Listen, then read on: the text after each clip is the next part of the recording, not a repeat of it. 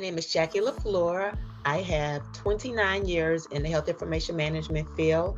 I have worked in release of information. I have worked in coding. I have been a coding manager, and my current role is a clinical documentation improvement specialist.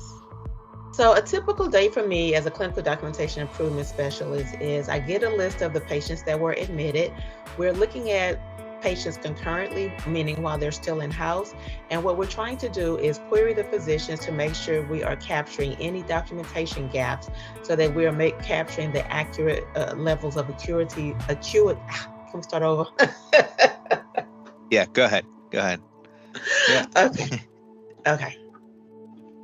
Was a typical day like. So I get a list of patients who were admitted that are currently in-house. We look at patients concurrently for any documentation gaps. We want to make sure that we are capturing the acuity of the patient. We want to make sure that we are actually capturing how sick they are.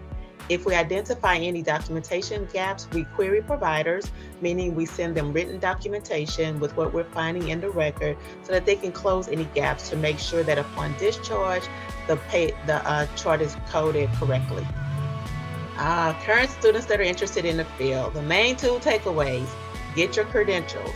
Most facilities will not look at you without any type of coding or HIM credentials.